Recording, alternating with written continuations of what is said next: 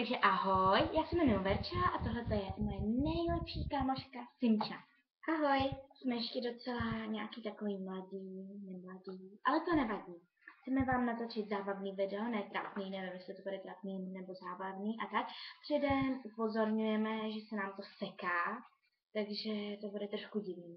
Budeme tam mluvit divně, ale blbý komentáře si nechte a lajky spíš dávejte. Děkuju.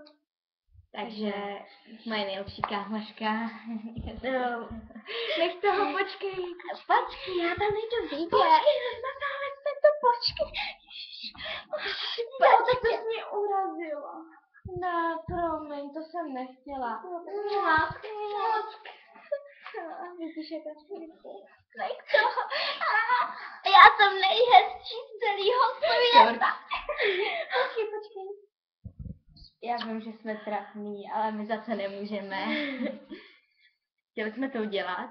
To už je asi po 6. co děláme nějaký takový kraviny.